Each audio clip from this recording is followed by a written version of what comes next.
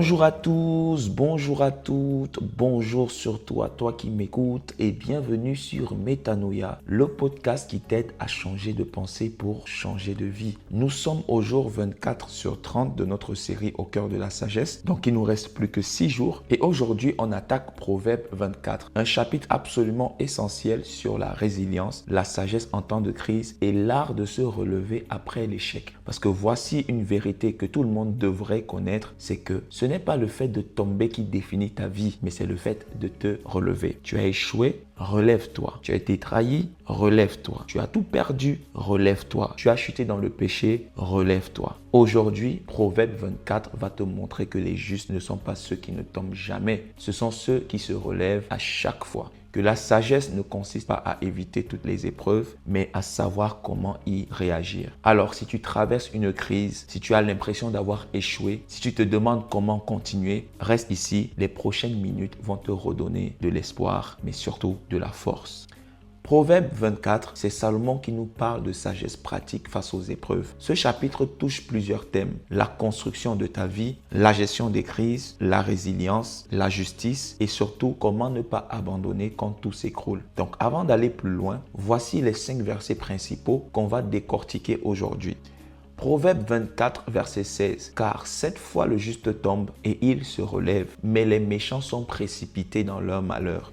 Versets 3 à 4. C'est par la sagesse qu'une maison s'élève et par l'intelligence qu'elle s'affermit. C'est par la science que les chambres se remplissent de tous les biens précieux et agréables. Verset 10. Si tu faiblis au jour de la détresse, ta force n'est que détresse. Verset 11 à 12. Délivre ceux qu'on traîne à la mort, ceux qu'on va égorger. Sauve-les. Si tu dis, ah, nous ne savions pas, celui qui pèse les cœurs ne le voit-il pas? Versets 19 à 20. Ne t'irrite pas à cause de ceux qui font le mal. N'envie pas les méchants, car il n'y aura point d'avenir pour le méchant. La lampe des méchants s'éteindra. Ces versets vont structurer tout notre développement aujourd'hui. Accroche-toi parce que ce chapitre va te donner la force de continuer.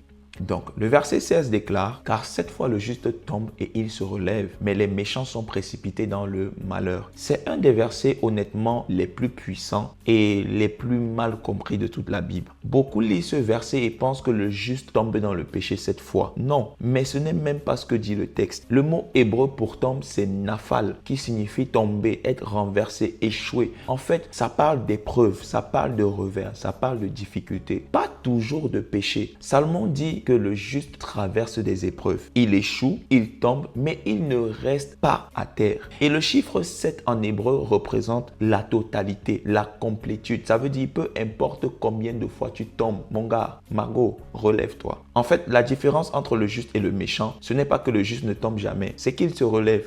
L'exemple palpable ici, c'est celui de Pierre. Dans Luc 22 et dans Jean 21, Pierre, tu le sais, était un apôtre passionné et peut-être même le plus passionné que Jésus avait. Il avait déclaré à Jésus, même si tous te renient, moi je ne te renierai jamais. C'est dans Matthieu 26 au verset 33. Mais quelques heures plus tard, qu'est-ce qu'on a vu? On a constaté que dans la cour du souverain sacrificateur, Pierre justement a renié Jésus 3 fois. Et dans Luc 22, du verset 61 au verset 62, il y a une scène que les autres évangiles ne racontent pas. C'est que Luc dit que le Seigneur s'étant retourné regarda Pierre. Et là, Pierre se souvint de la parole que le Seigneur lui avait dite. Et étant sorti de là, il se mit à pleurer amèrement. Pourquoi? Parce que Pierre était brisé. Il avait échoué au moment le plus crucial. Et il aurait pu se dire, c'est fini, j'ai trahi Jésus, je ne suis plus digne. Mais regarde dans Jean 21, après la résurrection, Jésus apparaît aux disciples et Pierre et les autres sont allés pêcher. Donc au verset 7 de Jean 21, la Bible dit que ce Jésus que Jésus aimait dit à Pierre, c'est le Seigneur. Et Simon-Pierre, dès qu'il eut entendu que c'était le Seigneur, mit son vêtement et se jeta à la mer. Observe, Pierre court vers Jésus. Il ne se cache pas, il ne fuit pas, mais qu'est-ce qu'il fait? Il revient. Et qu'est-ce que Jésus a fait en retour? Jésus l'a restauré.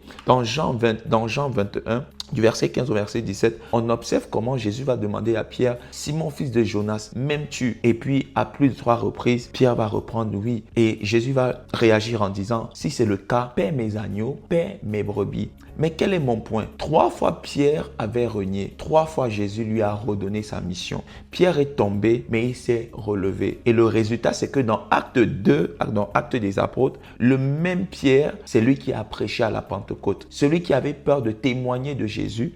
Il a témoigné de Jésus devant plus de 3000 personnes et elles se sont converties. Le même homme est devenu le prédicateur le plus puissant de l'église primitive. En fait, Proverbe 24:16, c'est 7 fois le juste tombe et il se relève. Un autre juste, c'est celui qu'on a appelé Job. Job a tout perdu. Ses enfants morts, ses biens détruits, sa santé ruinée et sa femme lui dit « Maudit Dieu et meurt ». Waouh! Il était à terre, complètement brisé. Mais regarde Job, chapitre 1 du verset 20 au verset 21, la Bible dit « Alors Job se leva, déchira son manteau, se prosterna contre terre et dit « L'Éternel a donné, l'Éternel a ôté ou repris, que le nom de l'Éternel soit béni. » Qu'est-ce que la Bible dit? Il s'est levé, même dans la douleur. Et à la fin du livre, dans Job 42, verset 12, il déclare « L'Éternel bénit la fin de Job plus que son commencement. » Et Dieu lui a rendu quoi? Le double de tout ce qu'il avait perdu. Et moi, mon encouragement pour toi aujourd'hui, c'est de te dire, tu as peut-être échoué dans ton entreprise, relève-toi. Tu as raté ton examen, relève-toi. Tu as chuté dans le péché, relève-toi. Ta relation a échoué, relève-toi. Michée, chapitre 7, verset 8 dit, ne te réjouis pas à mon sujet, mon ennemi, car je suis tombé, je me relèverai. Si je suis assis dans les ténèbres, l'Éternel sera ma lumière. Et dans le psaume 37, du verset 23 au verset 24, la Bible dit, l'Éternel affermit les pas de l'homme et il prend plaisir à sa voix. S'il tombe, il n'est pas terrassé, car l'Éternel lui prend la main. Le principe est simple, c'est que tu n'es pas défini par combien de fois tu tombes, mais par combien de fois tu te relèves. Et dans la suite de notre étude, on va lire le verset 3 et le verset 4 qui dit « C'est par la sagesse qu'une maison s'élève et par l'intelligence qu'elle s'affermit ». Salomon parle ici de construction. Pas juste d'une maison physique, mais de ta vie entière. Il donne 3 étapes pour construire quelque chose. Il parle de la sagesse, donc Okma, qu'on avait vu dès le départ de cette série, qui veut dire élever. Élever, ça veut dire commencer sur de bonnes fondations. Et ensuite, il parle de l'intelligence. L'intelligence, c'est Tevuna. Tevuna qui veut dire affermir, renforcer, stabiliser. Et la science, c'est Dat, qui veut dire remplir, donc produire des fruits et des résultats. Donc, en d'autres termes, tu ne peux pas vraiment sauter les étapes. Beaucoup de gens veulent aller à l'étape 3, donc l'étape de date, l'étape de la science, l'étape de produire les fruits, d'avoir les biens précieux, les résultats, sans passer par l'étape 1 qui est la sagesse Okma, donc poser les fondations, et par l'étape 2 qui est l'intelligence de stabiliser. Résultat, c'est l'effondrement. Et la preuve est dans Matthieu 7, verset 24 au verset 27. L'homme qui a bâti sur le sable. Jésus raconte l'histoire de 2 constructeurs. Le premier, il a bâti sur le roc. La pluie tombe, les torrents viennent, les vents soufflent, la maison tient bon. Le second a bâti sa maison sur du sable. Ils ont été sujets aux mêmes épreuves, donc lui aussi, mais sauf qu'à son tour, la maison s'écroule. Matthieu 7, 27, la Bible dit, elle tomba et sa ruine fut grande. Quelle a été la différence entre les deux? Ce sont les fondations. Le premier a bâti avec sagesse. La sagesse, c'est le roc. Et le roc, c'est la parole de Dieu. Le second a bâti avec insouciance. Le sable, ça veut dire ses propres opinions. Et mon encouragement pour toi aujourd'hui, c'est de te dire que si tu veux construire une carrière solide, commence par la sagesse. Apprends, forme-toi, sois excellent. Tu veux construire un mariage solide, commence par la sagesse. Choisis bien ton conjoint. Deviens toi-même un bon conjoint. Construis sur Christ, pas sur l'émotion, pas sur la forme. Tu veux construire une entreprise solide, commence par la sagesse. Ne cours pas après l'argent rapide. Bâtis ton entreprise sur des valeurs telles que l'intégrité, telles que la diligence, l'excellence. Dans Luc 14, du verset 28 au verset 30, Jésus dit « Car lequel de vous, s'il ne veut bâtir une tour, ne s'assied d'abord pour calculer la dépense et voir s'il a de quoi terminer, de peur qu'après avoir posé les fondements, il ne puisse l'achever. » En fait, le principe ici, c'est de te dire que ce qui est construit rapidement s'écroule facilement. Ce qui est construit avec sagesse dure pour toujours. On poursuit notre étude au verset 10 qui dit « Si tu faiblis au jour de la détresse, ta force n'est que détresse. » C'est peut-être dur, c'est peut-être brutal, mais c'est nécessaire qu'on se le dise. La vraie force se révèle dans l'épreuve, pas dans le confort. Tout le monde est fort quand tout va bien, mais qui sont ceux qui restent debout quand tout s'écroule? Le mot hébreu choisi pour décrire faibli ici, c'est Rapha, qui signifie lâcher prise, abandonner, baisser les bras. Salomon dit, si tu abandonnes dès que ça devient difficile, en fait, tu n'as jamais vraiment eu de force. Et lorsqu'on regarde l'histoire du peuple de Dieu, donc dans le livre de Nombres du verset 13, du chapitre 13, chapitre 14, la Bible nous décrit 12 espions qui sont allés à Canaan, la terre promise. Ils sont revenus avec le même rapport. La terre est bonne, mais il y a des géants. Ok. Et 10 espions disent, nous ne pouvons pas monter contre ce peuple car il est plus fort que nous. C'est ça, être faibli au jour de la détresse. Résultat, dans Nombre 14, verset 29, la Bible dit, vos cadavres tomberont dans ce désert. Ils sont morts sans entrer dans la terre promise. Mais Josué et Caleb ont réagi différemment. Ils ont dit, le pays que nous avons parcouru pour l'explorer est un pays très bon, excellent. Si l'Éternel nous est favorable, il nous fera y entrer. Ne craignez point le peuple du pays. En fait, c'est ça être fort au jour de la détresse. Ils ont tenu ferme. Résultat, Josué et Caleb sont entrés dans la terre promise. Et d'ailleurs, Josué, ils ont vécu beaucoup plus longtemps. À 85 ans d'ailleurs, il était encore fort, Josué, parce qu'il n'avait jamais faibli. Un autre exemple, c'est Élie. Élie vient de vivre la plus grande victoire de sa vie sur le mont Carmel. Il a défié près de 450 prophètes de Baal. Le feu de Dieu est descendu, le peuple s'est répandu. Puis, qu'est-ce qui se passe? Jézabel le menace de mort. Dans 1 Roi 19, du verset 3 au verset 4, la Bible dit, Élie se leva et s'en alla pour sauver sa vie. Il demanda même la mort à Dieu en disant, c'est assez maintenant, Éternel, prends mon âme. Tu vois, il a faibli au jour de la détresse. Mais regarde ce que Dieu fait. Il ne l'abandonne pas. Il l'envoie à Horeb. Pourquoi? Pour le restaurer et lui redonner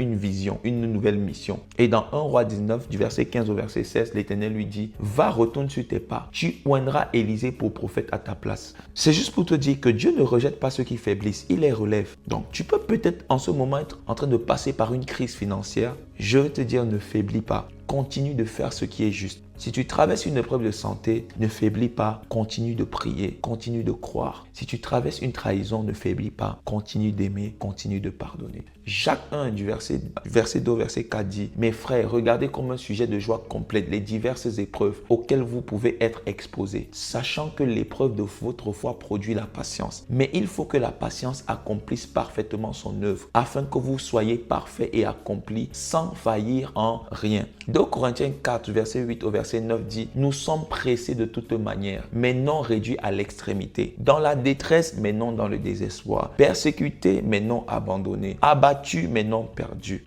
C'est juste pour te dire que la force ne se développe pas dans le confort, mais dans la résistance face aux épreuves. Et la vérité, c'est que il y a quelques années, je traversais l'une des périodes les plus sombres de ma vie.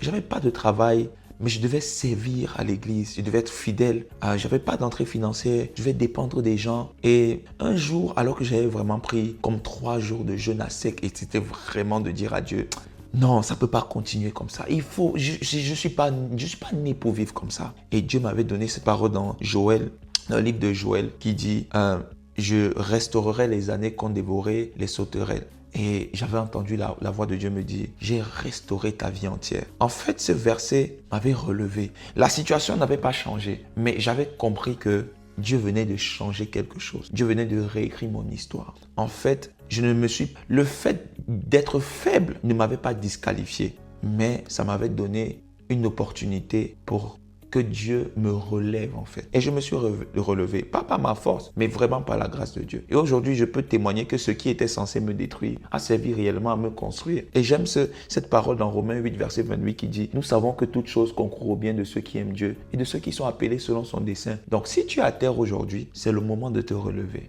Retiens donc ceci, c'est que le juste tombe 7 fois mais il se relève. L'échec n'est pas final, l'échec n'est pas fatal si tu te relèves. Construis ta maison avec sagesse, ne saute pas les étapes et bâtis sur le roc. Ne faiblis pas au jour de la détresse, car la vraie force se révèle dans l'épreuve. Et voici le défi que je te donne pour les prochaines 24 heures. C'est d'identifier un domaine dans lequel tu es tombé. Ça peut être un échec que tu as vécu, un péché dans lequel tu es tombé, une épreuve par laquelle tu es en train de passer.